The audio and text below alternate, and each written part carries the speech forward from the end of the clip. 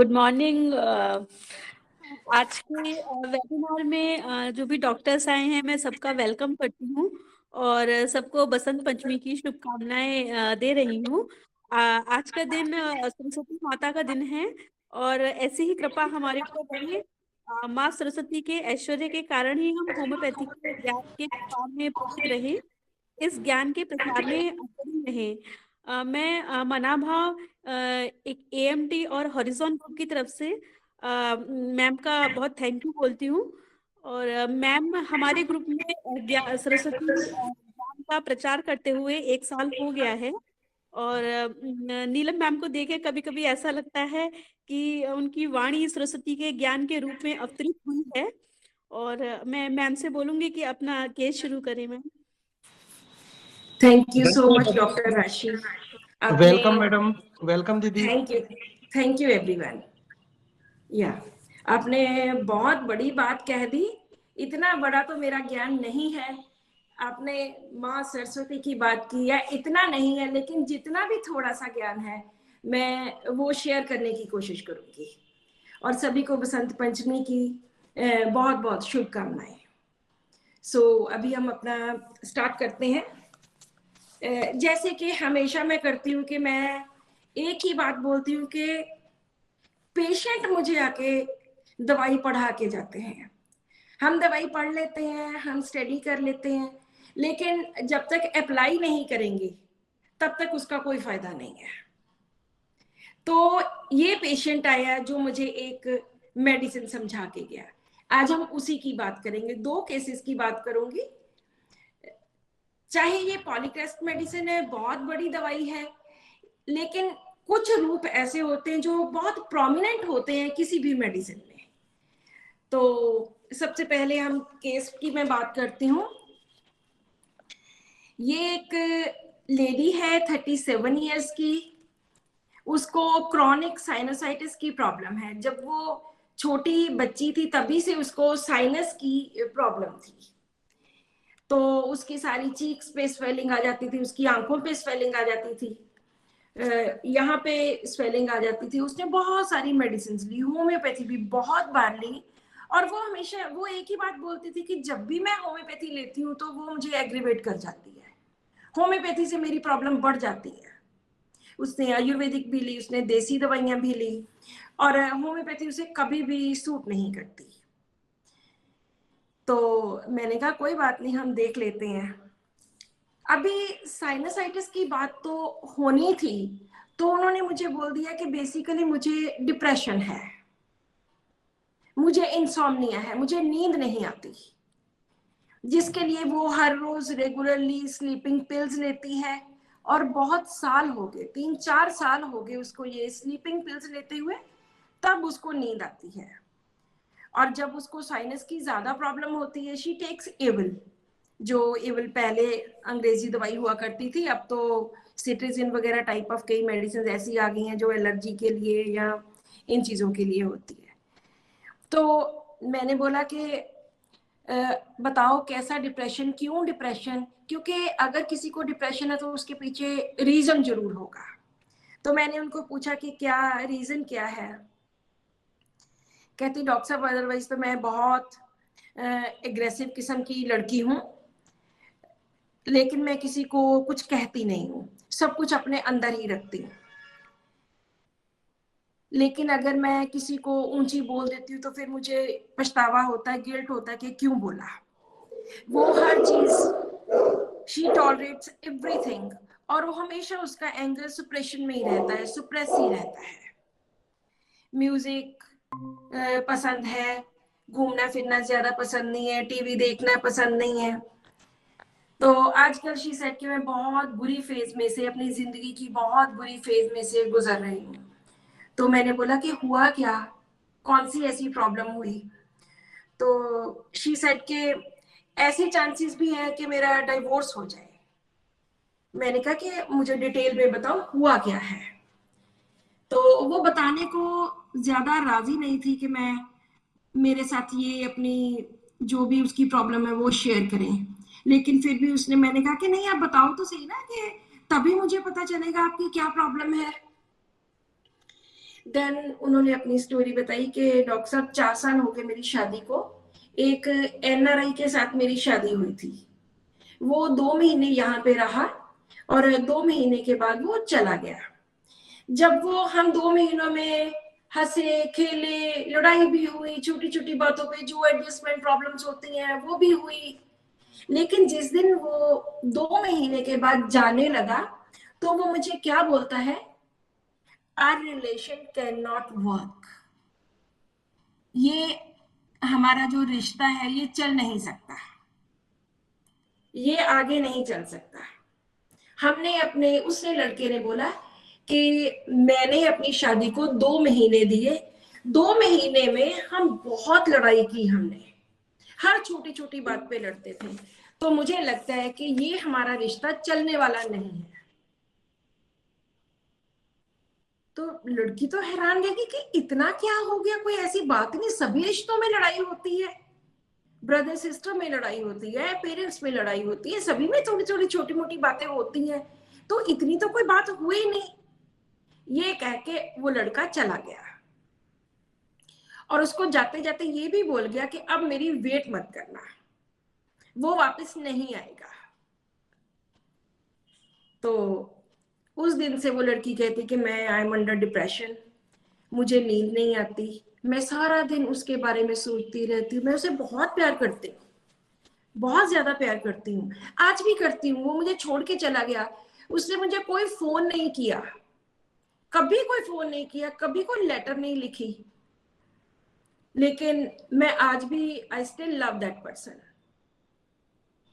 और मैंने शादी करवाने का तो कभी सोचा ही नहीं कि मैं दोबारा शादी करवाऊं या उसको मैं छोड़ दूं, मैंने कभी नहीं सोचा। मेरी टोटल जिंदगी बर्बाद कर गया, मुझे बिल्कुल खत्म कर गया, सब कुछ मेरा खत्म हो गया, क्योंकि ना उसने कभी कांटेक्ट किया, ना उसने कभी बात की, ना कभी कोई फोन, ना किसी रिश्तेदार के थ्रू कोई चिट्ठी पत्र, कुछ भी नहीं आया। तो मेरी सारी जिंदगी उस बंदे ने बर्बाद कर दी, लेकिन मैं आज भी उसकी वेट कर रही हूँ, मैं आज भी उसको प्यार कर रही हूँ, आज भी मैं उससे इतना जुड़ी हुई हूँ कि मैं उस रिश्ते से निकल ही नहीं पा रही। उसने मुझे बर्बाद कर दिया, उसने मुझे धोखा दिया। 2 महीने क्या होते हैं किसी भी रिलेशन को समझने समझाने के लिए, लेकिन उसने मुझे टोटली खत्म कर दिया। आई हैव लॉस्ट एवरीथिंग, सब कुछ खत्म हो गया, सब बर्बाद हो गया। This was the case. उसकी वजह से मैं कुछ नया नहीं कर सकती, अपनी जिंदगी को नए सिरे से स्टार्ट नहीं कर सकती, सब कुछ मेरा टोटली फिनिश्ड, खत्म, बर्बाद। So this was the case.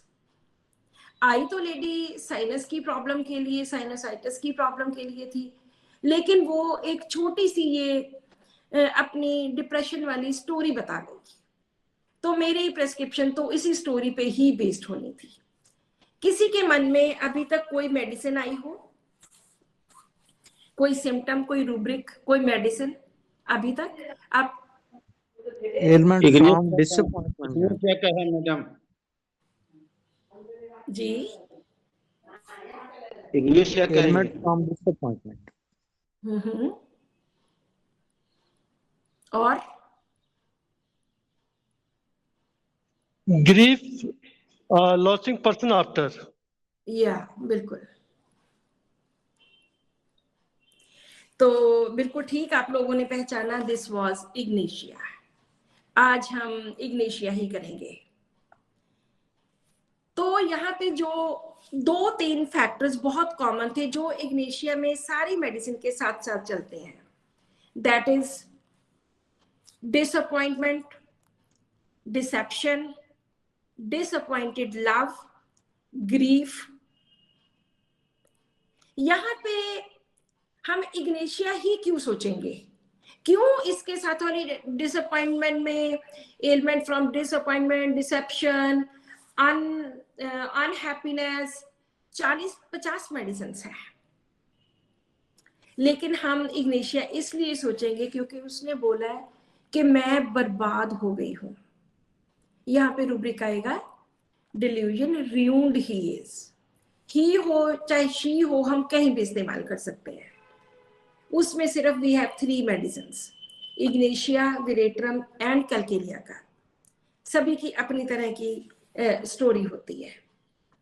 तो इग्नेशिया में बहुत ज्यादा disappointment, unhappiness, deception, grief, sadness, ये सारी चीजें बहुत साथ साथ चलेंगी। तो इस केस में मैंने जो मेन फीलिंग ली, deception is found throughout the case, और उसको ruined and lost everything, delusion lost everything is में सिंगुलर इग्नेशिया है। ग्रीफ लूजिंग पर्सन और ऑब्जेक्ट आफ्टर में भी इग्नेशिया है। Grief silent with disappointed love में भी इग्नेशिया है, और कैपिटल बोल्ड लेटर्स में। तो ailment from disappointment and deception, lost everything, deception, ruined, इस सारे में इग्नेशिया वाज कॉमन।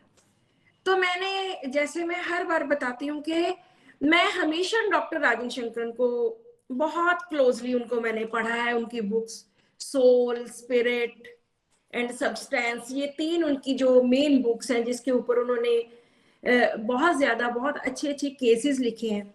तो जब मैं डॉक्टर राजन शंकरन को मैंने पढ़ा तो उन्होंने क्या लिखा था, that the nature of ignatia is like that of a woman who has invested her entire emotional bank balance into an individual। ये वो लोग इग्नेशिया वाले होते हैं जो एक इंसान में अपना सारा बैंक बैलेंस, कौन सा bank balance, emotional bank balance, जो उनके साथ जुड़ा हुआ है, वो सिर्फ एक इंसान में ये सारे का सारा इन्वेस्ट कर देते हैं और इसके साथ जुड़े रहते हैं। इस लेडी ने क्या बोला, लड़की ने, कि वो आज भी उस इंसान को प्यार कर रही है, आज भी कर रही है। अगर वो आज नहीं करती तो हमारा और कोई, हम और किसी तरीके से सोचते। लेकिन ये वो लोग होते हैं जो उस इंसान के साथ इतनी बुरी तरह से जुड़ जाते हैं कि उनको आगे कुछ दिखाई नहीं देता, बस वो इंसान चाहिए। She has invested all her entire emotional bank balance into an individual.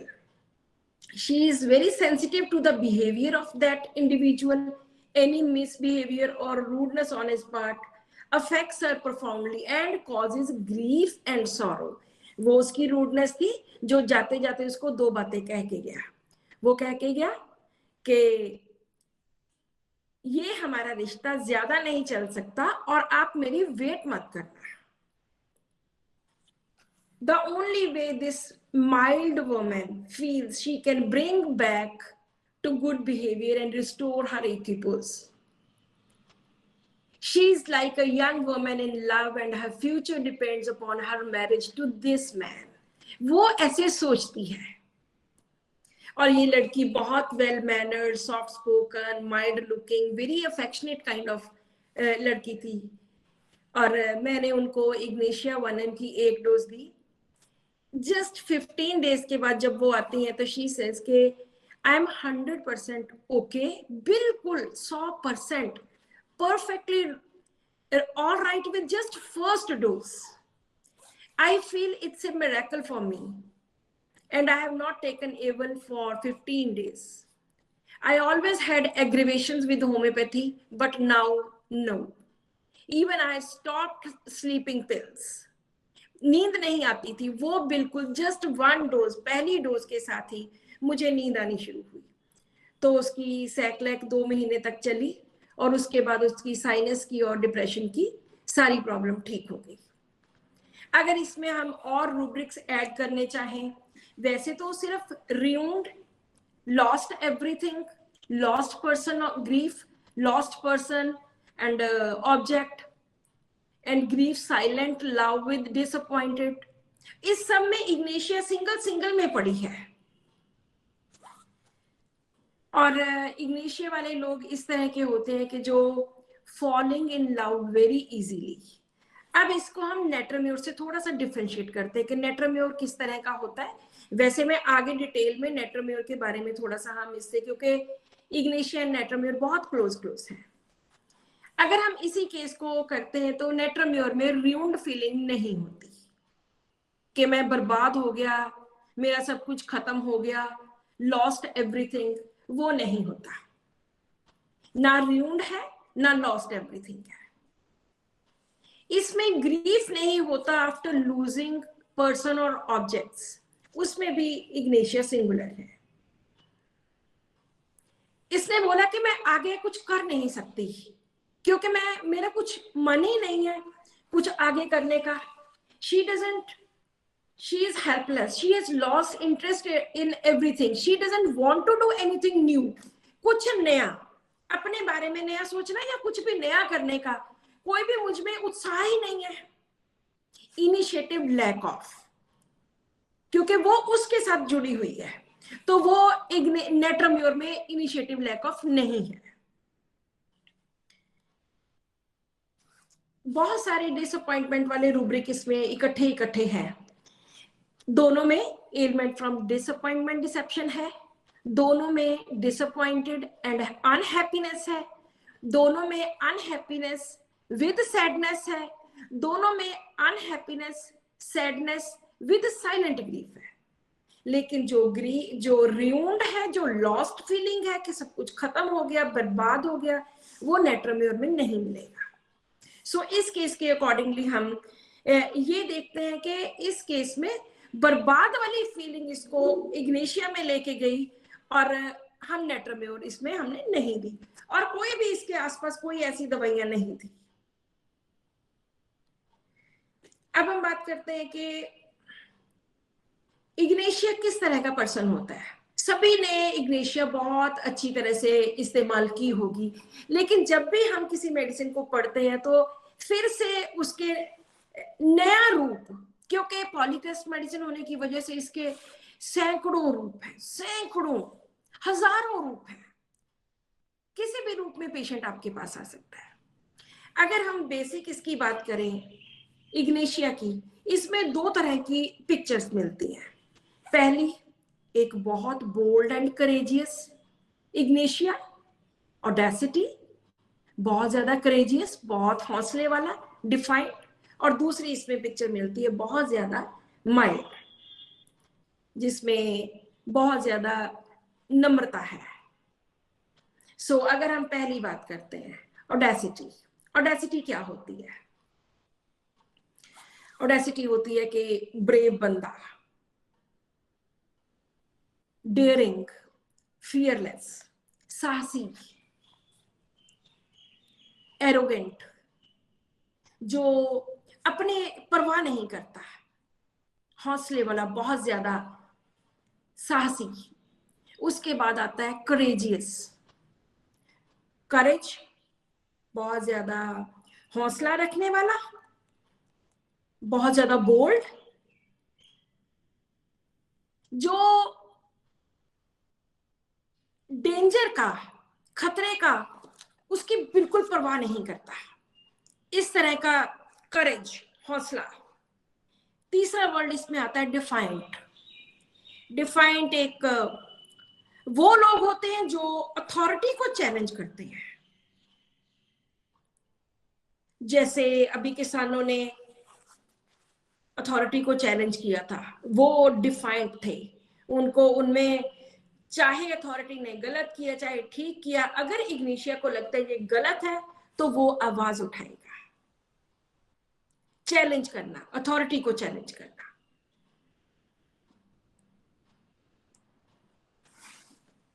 उसके बाद आता है injustice can not support. Ignatia बहुत बेसिक मेडिसिन में है, जो शुरू में कैंट में इनजस्टिस कैन नॉट सपोर्ट में थी। इनजस्टिस होता है किसी के साथ जस्टिस ना होना, किसी के साथ, क्या वर्ड यूज करेंगे हिंदी में? अन्याय बर्दाश्त न कर पाना। हाँ, अन्याय बर्दाश्त नहीं कर पाना। ना अपने खिलाफ ये करता है ना दूसरे के खिलाफ करता है, किसी और के खिलाफ भी ये अन्याय बर्दाश्त नहीं करता। और फिर कैसा बन जाता है? क्वारलसम, लड़ाका, लड़ाई करनी। सो इस तरह से ये वो लोग होते हैं जो किसी के साथ भी इनजस्टिस बर्दाश्त नहीं करते, बहुत ऑडेसिटी, बहुत हौसले वाले, बहुत ज्यादा डिफाइंड, हर एक के साथ लड़ाई ले लेने वाले, यहां तक कि जो आज पावर में है उसके साथ भी लड़ाई ले लेनी, डिफाइंड, अपने सिस्टम के साथ भी लड़ाई ले लेनी, इस तरह के होते हैं। ये है इसका एक रूप जो बोल्ड एंड करेज वाला है। इसका दूसरा रूप, second side is mild and cowardice, बहुत ज्यादा माइल्ड। हमें ये रूप एक पेशेंट में भी मिल सकते हैं, हमें ये रूप डिफरेंट पेशेंट्स में भी मिल सकता है। सो माइल्ड, बहुत नरम स्वभाव का। एंड कॉवर्डाइज, कॉवर्डाइज कौन होता है? जो डरपोक होता है, जो अपनी बात रख नहीं सकता। इग्नेशिया में ऐसा भी आता है, और इसके मॉरल्स बहुत हाई मॉरल्स होते हैं, एथिक्स बहुत हाई होते हैं, बहुत सेंसिटिव होता है कि अगर कोई इसके मॉरल्स के ऊपर बात करे और दूसरा उसकी बात ना माने, तो इसके मॉरल्स बहुत हाई होते हैं। माइल्डनेस, कितनी माइल्डनेस होती है, कितना माइल्ड होता है या कितना कॉवर्डाइज होता है? Mildness bears suffering without outrage and complaining. जितनी मर्जी सफरिंग हो, जितना मर्जी तकलीफ हो रही हो इसको, ये कभी भी कंप्लेन नहीं करेगा। माइल्डनेस बियर्स सफरिंग, जो भी इसको सफरिंग हो रही है, तकलीफ हो रही है, उसको बर्दाश्त करता है।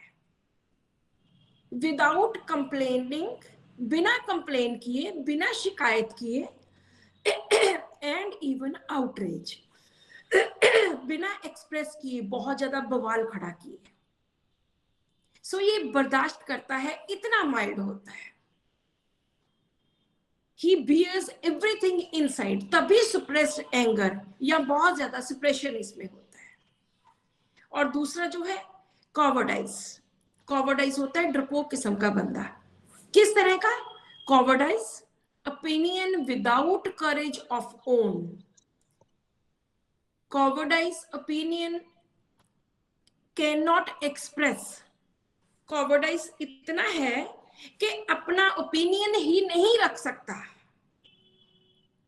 दूसरे ने कुछ गलत किया है या कुछ भी ऐसा हुआ है तो ये अपना ओपिनियन नहीं रखेगा। जैसे बहुत सारे रिश्तों में सास बहू का रिश्ता है, सास ने कुछ कह दिया तो ये इतनी डरती है उससे कि अपने व्यूज भी नहीं रख सकती, ये कह सकती ही नहीं है, इसमें इतनी हिम्मत ही नहीं है। विदाउट करेज, इसमें इतना हौसला ही नहीं है कि रख सके। इसमें we have 3 medicine, petroleum, ignatia and graphites, और हम तीनों मेडिसिन को बहुत कॉमनली इनको यूज करते हैं। माइल्डनेस के अंडर एक और रूब्रिक है, चलो मैं अभी बाद में बता देती हूँ, उसमें भी ऐसा ही है। इसमें अकेला प्यार का नहीं है कि प्यार ने धोखा दिया, एलिमेंट फ्रॉम फ्रेंडशिप डिसीव्ड, दोस्ती में भी इसको कोई धोखा दे सकता है। इसको हर्ट होने का बहुत डर रहता है कि मुझे कहीं कोई हर्ट ना कर दे, फियर ऑफ हर्ट इमोशनली, क्योंकि सारी मेडिसिन इमोशंस के साथ जुड़ी हुई है।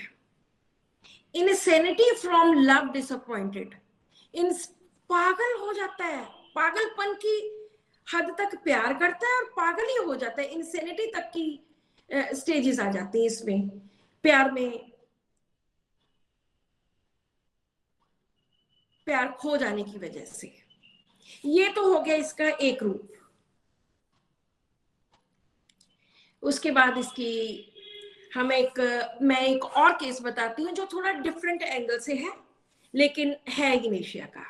ये एक 37 इयर्स के पेशेंट मेरे पास आए। नो, ये तो वही केस है।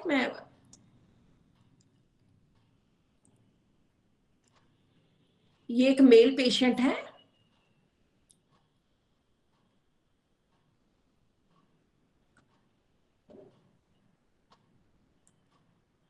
हाँ, तो ये भी 37 ईयर्स के ही हैं। तो इन्होंने मुझे बोला कि डॉक्टर साहब मैं एक बार, जहां से इन्होंने एक कहानी स्टार्ट की कि मैं एक बार किसी रिवर में डूबता डूबता 3 बार मुझे गोते आए रिवर में, और 3 बार डूबता डूबता बहुत मुश्किल, बहुत एफर्ट के साथ, बहुत स्ट्रगल के साथ बाहर निकला। तो उन्होंने बोला कि मुझे बहुत सारी प्रॉब्लम्स है, और मैंने बहुत सारी एलोपैथी, होम्योपैथी, बहुत बड़े बड़े डॉक्टर से, आयुर्वेदिक, पता नहीं कितने सालों से मैं खाई जा रहा हूं, लेकिन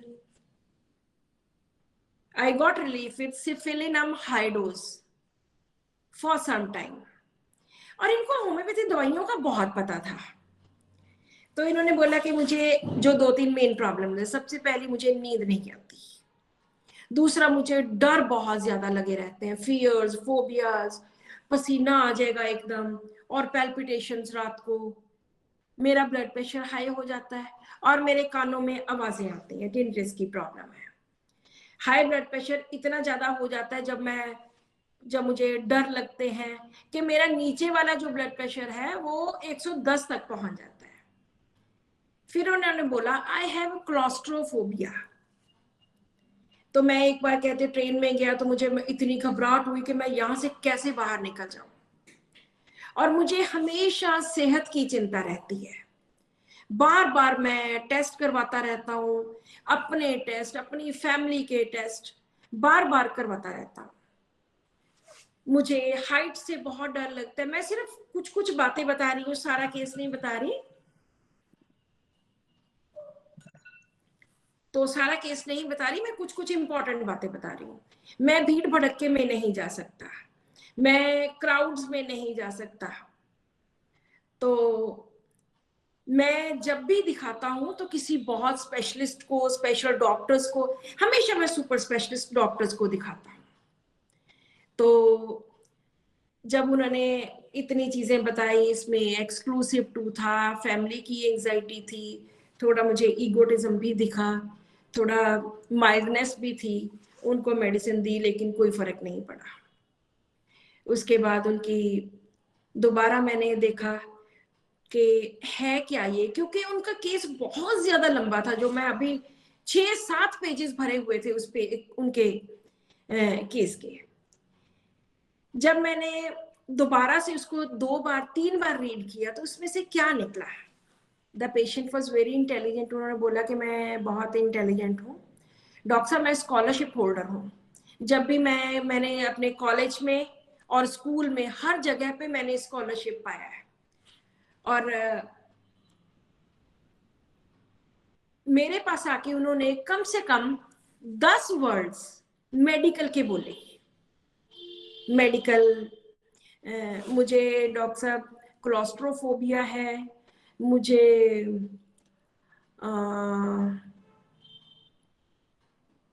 हाइपोकॉन्ड्रियासिस है, मुझे पता नहीं कितने को वर्ड्स उन्होंने बोले। मैंने कहा आपको ये मेडिकल वर्ड्स कैसे याद है? तो उन्होंने कहा कि डॉक्टर साहब मैं हर रोज डिक्शनरी, जब मैं 10th में था तभी से मैं हर रोज डिक्शनरी पढ़ता हूँ, मैं सारे वर्ड्स को यूज करता हूँ। वो बंदा बहुत अच्छी तरह से टर्बन वगैरह बांध के, बहुत माइल्ड, बहुत जेंटल, बहुत यील्डिंग टाइप, इस तरह का लग रहा था। तो मैंने जब सारा केस 2-3 बार पढ़ा, 2-3 बार पढ़ने के बाद एक रूब्रिक मेरे मन में आया, quick to perceive and rapid in execution, क्योंकि ये बहुत इंटेलिजेंट होते हैं। क्विक टू परसीव कि कोई भी चीज को जल्दी से पकड़ लेना, जल्दी से समझ जाना, एंड रैपिड इन एग्जीक्यूशन, और उसको अप्लाई भी कर देना। जैसे इन्होंने मेडिकल की, अब मुझे वो वर्ड्स भूल गए जो मैंने 10-12 वर्ड्स मैंने इनके केस के साइड पे लिखे हुए हैं, जो इन्होंने बार बार बोले, और मैंने स्पेशली इनसे ये बात भी पूछी। तो इसमें there was only one medicine, that was ignatia, जो उसकी फिर इनकी सेकंड चीज थी कि मैं रेगुलर टेस्ट करवाता हूँ, अपने अपनी फैमिली के। तो मैंने पूछा जी कोई प्रॉब्लम? कहते नहीं प्रॉब्लम नहीं है, मुझे वैसी टेंशन रहती है अपनी फैमिली की, तो इसलिए मैं बार बार उनके टेस्ट करवाता रहता हूँ। जो इग्नेशिया के और रूब्रिक्स मैंने इनके साथ जोड़े, इनका कॉम्प्रीहेंशन इजी, ये क्योंकि इंटेलिजेंट बहुत होते हैं तो कॉम्प्रीहेंशन बहुत जल्दी ये चीजों को समझ जाते हैं। और ये कहते थे कि रात को मैं अपना रिवॉल्वर अपने पास रख के सोता हूँ, क्योंकि रात को मुझे डर बहुत लगता है और मेरे मन में होता है कि कोई आया तो गोली चला दूंगा, और एकदम मैं ऐसे डर के उठ जाता हूँ, बहुत बार उठता हूँ, अपनी फैमिली की चिंता। Frightened at night on waking, fear of impending disease, fear happens something will, anxiety with fears, anxiety hypochondriacal। और उन्होंने मुझे बोला कि मैं कोई भी मुझे काम कह दे, मैं इतनी जिम्मेवारी से वो काम लेता हूं कि बस काम खत्म ही करना है, वो चाहे मैं एक दिन में कर दूं चाहे 2 दिनों में, वो मेरे दिमाग में हमेशा घूमता रहता है कि ये इसका ये काम है। ये बंदा ऑफिसर है वैसे, लेकिन बिल्कुल भी अपनी पोजीशन से सेटिस्फाइड नहीं था। Duty too much sense of responsibility takes too seriously, ये इग्नेशिया में होता है। Mildness, affectionate, yielding, sympathetic, vivacious.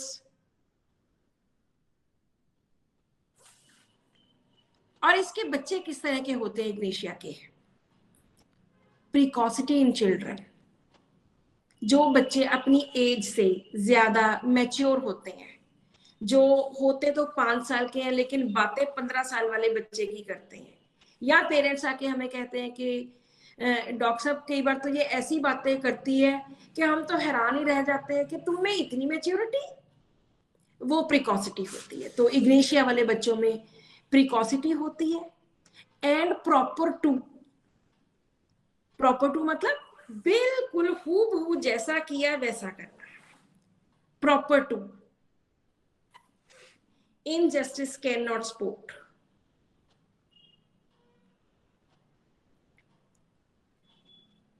अब हम बात करते हैं कि नेट्रम्योर और इग्नेशिया किस किस कंटेक्स्ट में डिफरेंट होती हैं। दोनों में बहुत चीजें कॉमन है जैसे हमने देखा, लेकिन दोनों में बहुत चीजें डिफरेंट भी है। एक और रूब्रिक इसका रह गया, जेलसी इन चिल्ड्रन, इग्नेशिया का। सिर्फ मैं उन रूब्रिक्स की बात कर रही हूँ जो हम कॉमनली यूज करते हैं।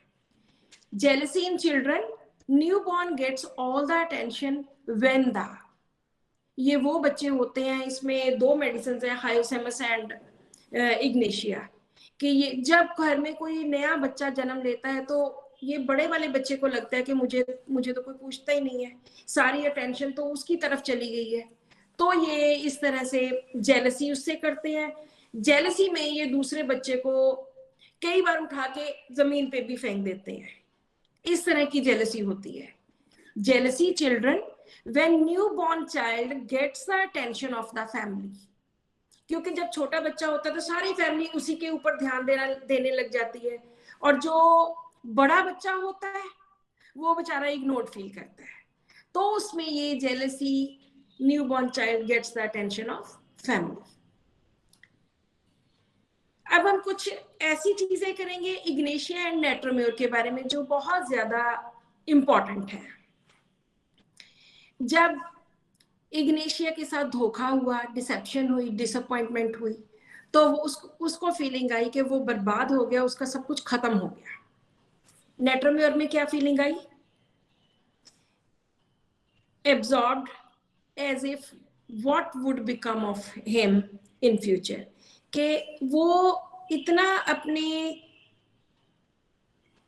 ख्यालों में एब्जॉर्ब हो गया कि अब मेरा बनेगा क्या, ये बंदा मुझे छोड़ के चला गया, अब मेरा होगा क्या, what would become of him. ये नेट्रम्योर सोचता है। सिंगुलर नेट्रम्योर है इसमें। एब्जॉर्ब्ड, बहुत एब्जॉर्ब हो जाना, सोचों में डूब जाना, घुस जाना उसमें कि मेरा होगा क्या, what would become of him, मेरा अब बनेगा क्या, मेरा क्या होगा। इग्नेशिया में वो बर्बाद हो गया, उसको ये लग गया। इसमें बर्बाद नहीं हुआ, इसको लग रहा है कि अब मेरा होगा क्या आगे। और इसमें सिंगुलर नेट्रम्योर है। इग्नेशिया में नेट्रम्योर एम्बिशियस है, लेकिन इग्नेशिया में कोई एम्बिशन नहीं है। नेट्रम्योर हैज इंक्रीज्ड एम्बिशन। इग्नेशिया की जितनी भी प्रॉब्लम्स हैं, बहुत ज्यादा रेस्पिरेटरी डिफिकल्टीज इसमें ज्यादा आती हैं। नेट्रम्योर में पैरालिसिस काइंड ऑफ डिफिकल्टीज आती है। दोनों बेनोवलेंट हैं।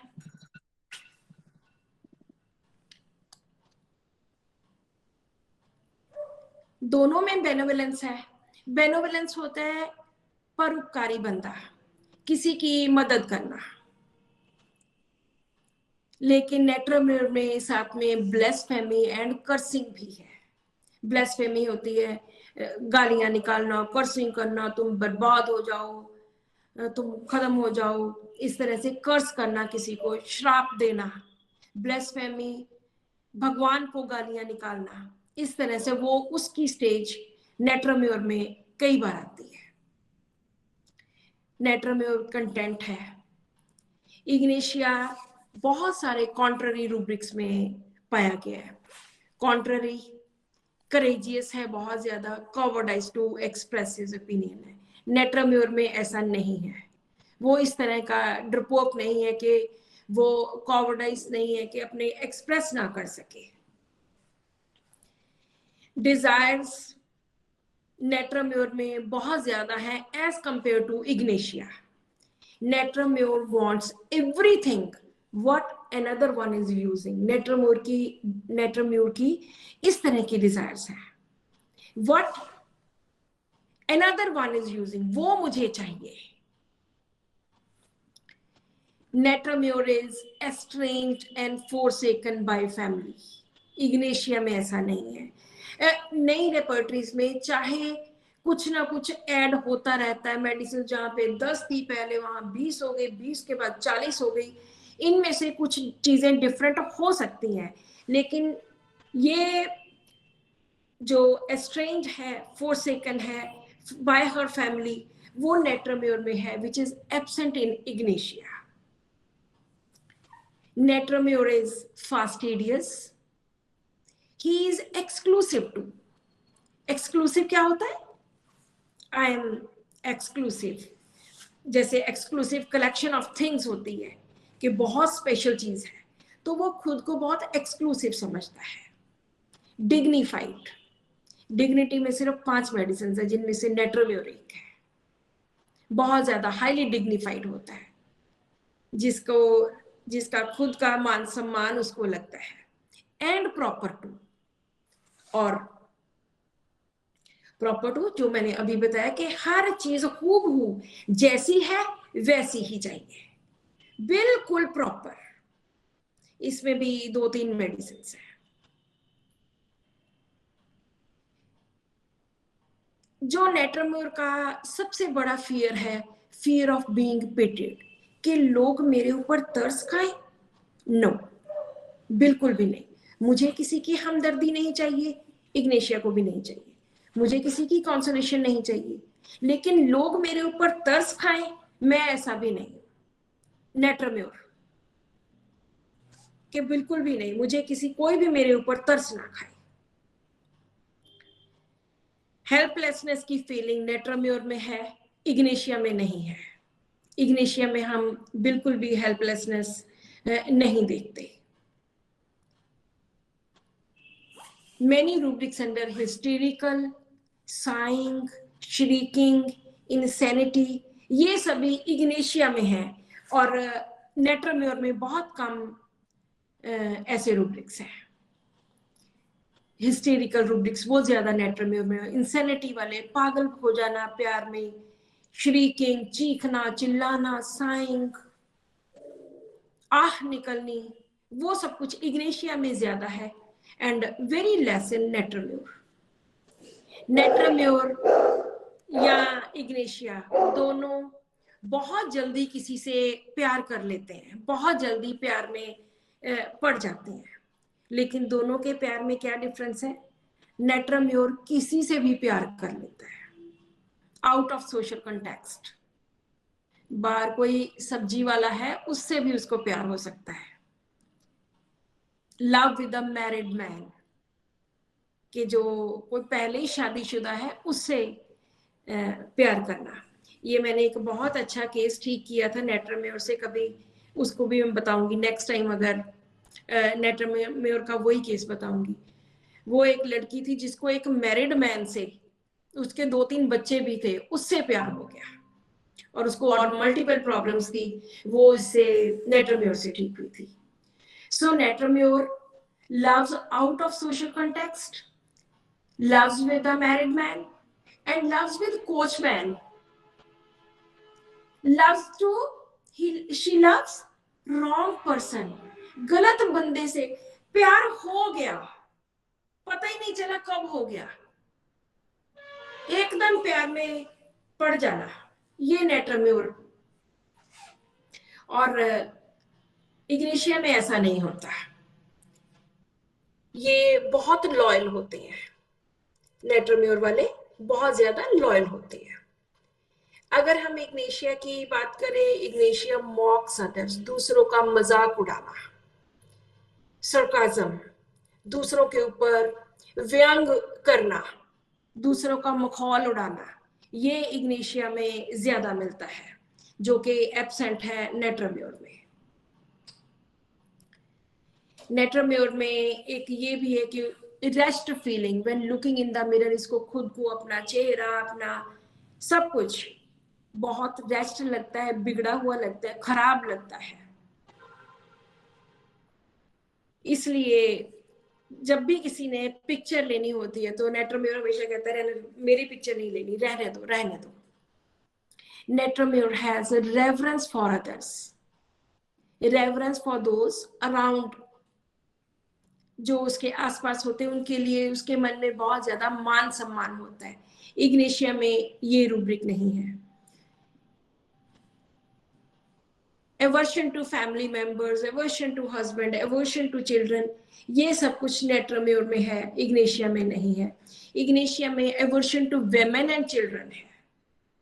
सो इस तरह से बहुत बार डॉक्टर्स हमसे पूछते हैं कि दोनों को डिफरेंशिएट करें, कैसे करें। दोनों में बहुत सारे डिफरेंशिएटिंग पॉइंट है। जो सबसे बड़ा तो एक ही पॉइंट है, injustice can not tolerate, injustice can not support, can not bear. वो अकेला इग्नेशिया में है, नेट्रम्योर में नहीं है। दोनों माइल्ड हैं, दोनों यील्डिंग हैं। Ignatia says world is too bad to beget children. Netramyor has strong desire to beget children. Netramyor को बहुत ज्यादा बच्चों की जरूरत महसूस होती है, has a strong desire for children. लेकिन इग्नेशिया कहता है no, world is too bad. इसके आगे अगर हम इसकी इग्नेशिया की कुछ एग्रेसिव रूब्रिक, जो इसके बहुत ज्यादा एग्रेशन शो करते हैं, इरिटेबिलिटी, कॉन्ट्राडिक्शन फ्रॉम स्लाइटेस्ट, थोड़ी सी कॉन्ट्राडिक्शन हुई ये बर्दाश्त नहीं करता, इरिटेट हो जाता है इग्नेशिया। अब हम इग्नेशिया की बात कर रहे हैं, जो नेट्रम्योर थी वो उसके साथ कंपैरिजन पूरा हो गया। वाइल्डनेस एट ट्राइफल्स, छोटी सी बात पे पागल हो जाना, जंगली पुना दिखाना, वाइल्ड हो जाना, इस तरह का इग्नेशिया होता है। Abusive, insulting, admonition, kindly aggravate. Admonition किसी को डांटना, डपटना, थोड़ा सा कह देना, अगर वो काइंडली भी कहा गया है तो भी इग्नेशिया वाला उसका गुस्सा मानेगा, उसको उसकी एग्रीवेशन होगी, क्योंकि एलिमेंट फ्रॉम पनिशमेंट में भी इग्नेशिया है कि किसी ने, टीचर ने सजा दे दी, टीचर ने कोई पनिशमेंट दे दी, इसकी प्रॉब्लम स्टार्ट। अगर एडमोनिशन हुई, चाहे काइंडली है, चाहे प्यार से ही उसको बोला, थोड़ा डांटा है, तो भी इसकी एग्रीवेशन है। और फिर ये क्या करता है? किक्स विद लेग्स, अपनी टांगे मारेगा, किक करेगा दूसरे को, इस तरह का इसका गुस्सा होता है। कॉन्सोलेशन, काइंड वर्ड्स एग्रीवेट, कि कोई प्यार से उसको समझा रहा है, कंसोल कर रहा है, वो भी इग्नेशिया को बर्दाश्त नहीं है। ये रिजर्व्ड होते हैं, इनको कंपनी बिल्कुल अच्छी नहीं लगती, एंड इंट्रोवर्टेड होते हैं। रिजर्व वो लोग होते हैं जो दूसरों के साथ जल्दी खुलते नहीं है, जो दूसरों के साथ अपनी चीजें, कोई जनरल चीजें भी शेयर नहीं करते। सीक्रेटिव भी होते हैं, जो अपने राज होते हैं किसी के साथ शेयर नहीं करते। ये हमने बहुत बार ऐसी चीजें देखी है। Reserve, introverted, secretive, hide desire to, के हाइड करते हैं।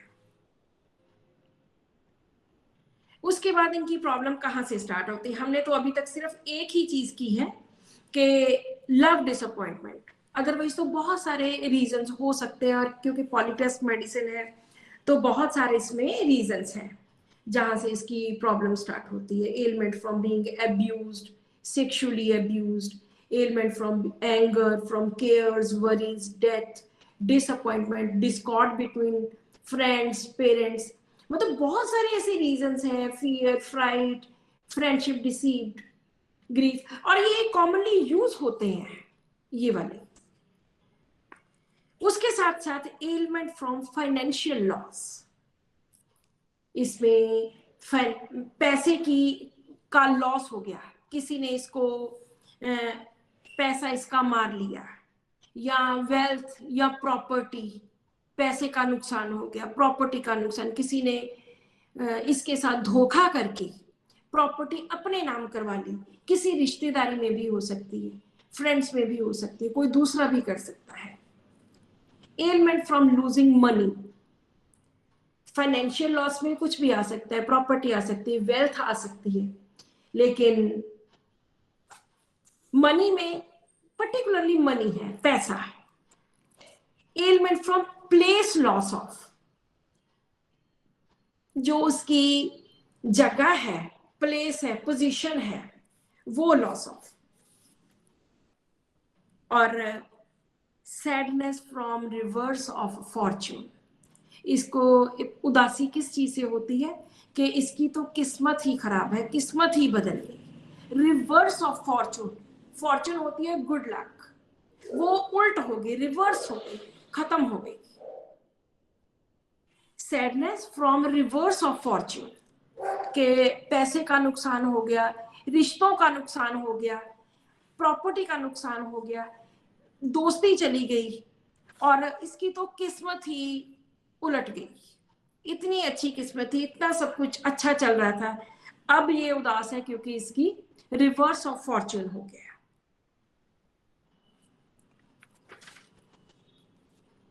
इसको लगता है कि कुछ डिल्यूजन्स हैं जो बहुत इंपॉर्टेंट है। डिल्यूजन, क्रिटिसाइज चीज, इसको लगता है कि मुझे लोग क्रिटिसाइज करते हैं। डिल्यूजन, इंसल्टेड ही इज, इसकी लोगों ने बेइज्जती की है। Delusion, laughed eight, mocked being, mock होता है मजाक उड़ाना, मजाक, जेस्टिंग, मजाक करना, ये बर्दाश्त नहीं करता, लेकिन मॉकिंग, मजाक उड़ाना, दोनों में फर्क है। हंसी मजाक तो जनरल चीजें होती हैं, जेस्टिंग, जोकिंग, लेकिन जो मॉकिंग है वो मजाक उड़ाना होता है दूसरे का। तो इसको लगता है कि लोग मेरे ऊपर हंसते हैं, he is being mocked, he is sensitive to moral impressions. ये बहुत ज्यादा इंपॉर्टेंट है इसमें। इसके प्रिंसिपल्स, इसकी जिंदगी के प्रिंसिपल्स बहुत ज्यादा हाई होते हैं, क्योंकि ये इनजस्टिस कैन नॉट सपोर्ट में भी है। राइट और रॉन्ग का जो फंडा है वो इसके लिए बहुत ज्यादा इंपॉर्टेंट है। Delusion, wrong he has done, इसको कभी कभी लगता है कि शायद मैंने कुछ, he has done something wrong, he has neglected his duty, he has done wrong, he has not fulfilled his duty, इसलिए लोग इस पे हंस रहे हैं, या लोग इसकी बातें कर रहे हैं, या लोग इसकी इंसल्ट करते हैं. और ये सारे तो हमने कर लिए कि delusion, ruined being, sadness from love, disappointment, fear of being hurt, ailment from losing, insanity from grief. grief कई जगह पे इसमें आया है. sadness, unhappiness, disappointment and grief, ये 4-5 वर्ड्स इसके साथ के साथ चलेंगे. और जब रोने की बारी आती है, weep cannot do sad, तो ये रो नहीं सकता. weep cannot do sad, उदास होने के बावजूद भी इसको रोना नहीं आता. weeping from contradiction तो बिल्कुल भी बर्दाश्त नहीं करता. weeping from music, weeping when refused anything. Otherwise ये बहुत रोमांटिक किस्म के लोग होते हैं, वही रोमांस अपने पार्टनर से ढूंढते हैं, पार्टनर से मांगते हैं, लेकिन इनको कई बार ये सब चीजें नहीं मिलती. इस वजह से ये इनको रोना ज्यादा आता है. सो आई थिंक जो हम कॉमनली रूब्रिक्स यूज करते हैं सब के सब ये हो चुके हैं. Yeah, almost all the rubrics जो हम commonly use करते हैं वो we have done. इसमें amusement aversion है, and गुस्सा बहुत ज्यादा है, violent anger है, छोटी छोटी बातों पे है, suddenly एकदम गुस्सा चढ़ जाना. एंगर फ्रॉम रेप्रोचेस, अगर इसको कोई इसके ऊपर ब्लेम लगाता है, रेप्रोचेस होता है किसी के ऊपर ब्लेम लगाना कि तुमने ये किया है, तो वो सुन के इसको बहुत गुस्सा आता है. Anger from contradiction from being consoled. Anxiety family,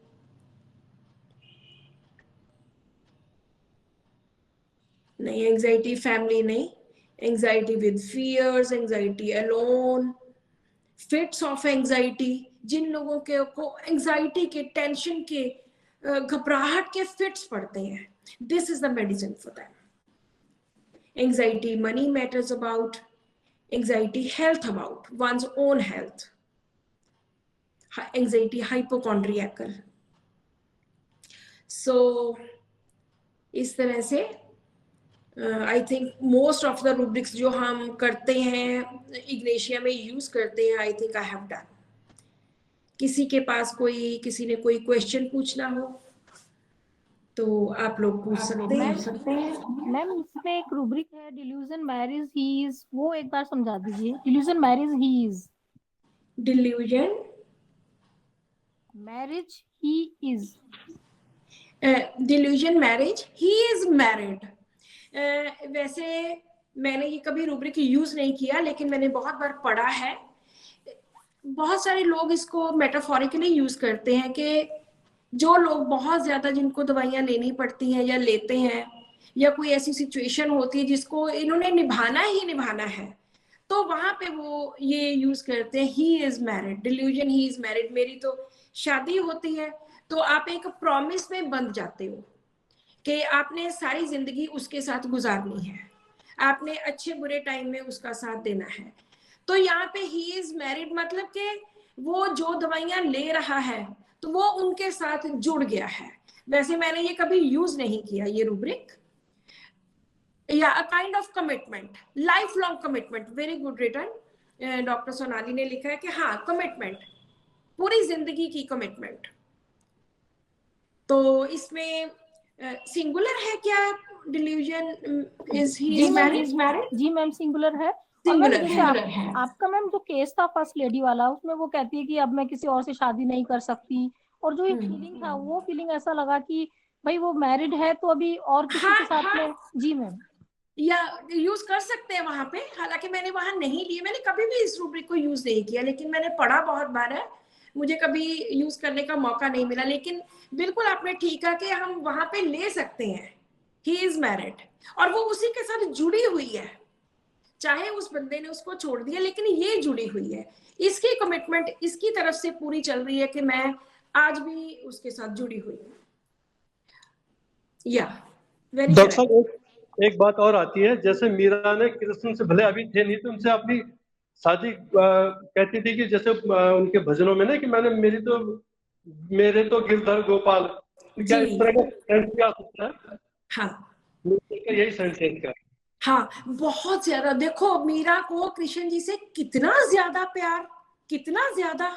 वो ये इग्नेशिया वाला लव है जिसमें आपने टोटल इमोशनल बैंक उस बंदे में इन्वेस्ट कर दिया। 100%, 200%, 500%, जितना है उससे भी ज्यादा आपने इन्वेस्ट कर दिया। जी बिल्कुल, वहां पे ही छोड़ भी नहीं रहे, अब छोड़ना भी नहीं चाह रहे हैं उनको जो इन्वेस्ट किया है। नो, ये नहीं छोड़ता, इग्नेशिया नहीं छोड़ता। वो डॉक्टर राजन शंकर की जो मैंने 2 लाइनें बोली थी, उन्होंने यही लिखा कि वो छोड़ता ही नहीं है।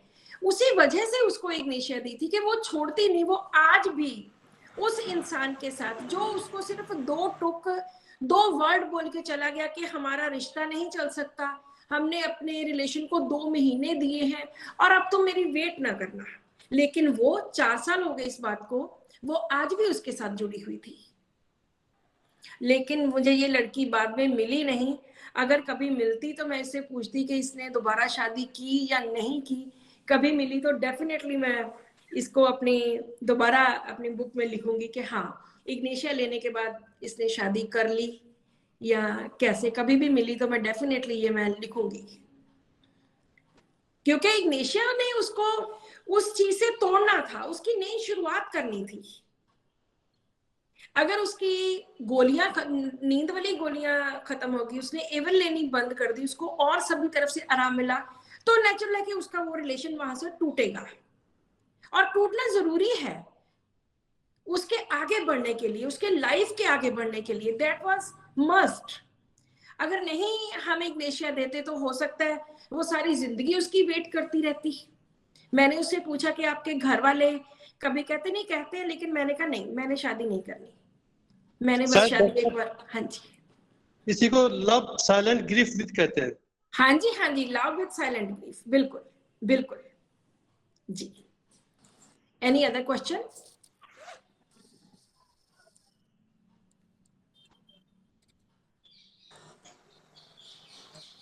मुझे लगता है कि सबको अच्छी तरह से समझ आ गई होगी, जितना भी पार्ट मैंने करवाया, जितना भी हम यूज करते हैं। So this is all about Ignatia. Ma'am बहुत अच्छा सेशन था आपका। ठीक है डॉक्टर संजय जी, धन्यवाद मैडम, आपका बहुत बहुत धन्यवाद।